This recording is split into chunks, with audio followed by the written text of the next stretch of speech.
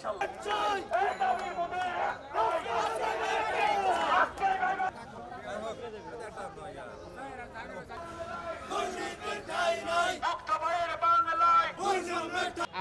যারা আছি তারা সবাই আমরা ভাইবা দিয়েছি, এরকম না আমাদের জনবল হয়তো বা দেখে মনে হইতেছে যে অল্প লোকজন।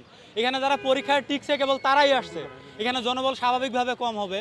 তবে তারা আমরা যে এই যে 4 মাস ধরে বিষয়টাতে ঘুরতেছি, স্মারকলিপিতেও আমাদের বিস্তারিত বিবরণী দেওয়া আছে।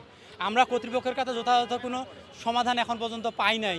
তবে তারা আমরা গতবার আসার পরে 23 তারিখে আমাদের বলছে যে আমাদের প্রতিনিধি আপনাদের সাথে যোগাযোগ করবে, আমরা নাম্বারও দিয়েছি, কিন্তু তারা আমাদের সাথে যোগাযোগও করে নাই, কিছু জানায়ও নাই। আজকে 24 দিন হয়ে গেছে, আর যার কারণে আমাদের এই কঠোর অবস্থান কর্মসূচি। আজকে যদি তারা আমাদের এই সমাধানটা না দেয় আমরা এই স্থান ত্যাগ করবো না।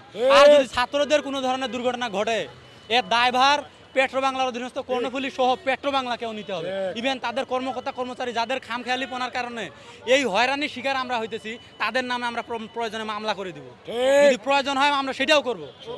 করে দেখেন যে এটা নিষেধাজ্ঞা দিয়েছে, নিষেধাজ্ঞা প্রত্যাহারের ব্যবস্থা করে পরীক্ষা নিয়ে নেওয়ার ব্যবস্থা করেন। আর যদি নিষেধাজ্ঞার যৌক্তিক কারণ থাকে তাহলে সেটা যাচাই বাছাই করে তাদেরকে জানিয়ে দেন। এই পরীক্ষা পেট্রো বাংলা নিষেধাজ্ঞা দেয়নি, এটার বিষয়ে সিদ্ধান্ত নিতে হবে কর্ণফুলীর পরিচালনা পর্ষদকে, কর্ণফুলীর পরিচালনা পর্ষদের চেয়ারম্যানকে। উনি মন্ত্রণালয়ের একজন অতিরিক্ত সচিব, তার সঙ্গে কথা বলেন, অথবা আপনাদের দাবির কথা কর্ণফুলী গ্যাট চিটাঙ্গে যা বলেন আর কি। আমি আজকে মিনিস্ট্রিতে যাচ্ছি, আমি আপনাদের চেয়ারম্যানকে আপনাদের এই ক্ষোভের বা আপনাদের কনসার্ন কথাটা বলে দিব। কিন্তু আমার এই যে গেট বন্ধ করে দিয়েছেন ভাই, এটা দেশের আইনে অপরাধ, কিন্তু আমি আপনাদের প্রতি সহানুভূতিশীল, এই জন্য আমি এটাতে কোনো একসাথে যাবো না, কিছু করবো না। আমি জানি তা আমি পরীক্ষা নিতে বলে দিলাম, নিতে পারে কিনা, এই পরীক্ষা নেন, জান দেখতে পারে কিনা। আমি ওনাকে পরীক্ষা নিতে বললাম, নিয়ে নেন পরীক্ষা। আমি তো নিষেধ বলে দিলাম তাকে, পরীক্ষা নেন, ও পারে কিনা নিতে। ওনাকে তো এরকম খুবই আসছে, উনি একটু পাইনি, চেয়ারম্যান চেঞ্জ হচ্ছে, কিন্তু উনি তো চেয়ারম্যান নেন, এমডি চেয়ারম্যান তো আসে।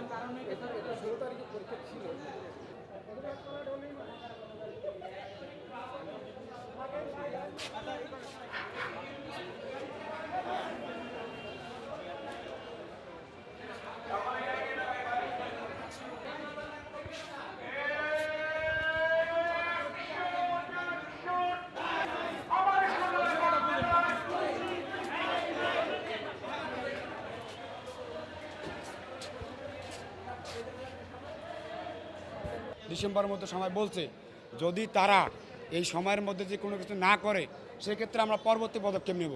তো এখন আমাদের অবস্থান কর্মসূচি চলতেছে বা আজকে শেষ করব। এসে নিয়োগের পরে আবেদনগুলো প্রসেস করা হলো, প্রসেস করে 24-এ শুরু হয়েছে।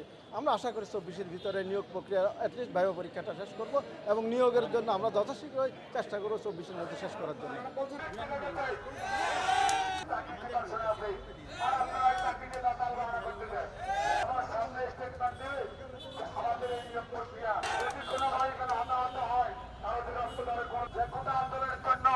দেশে শত শত ছাত্র জীবন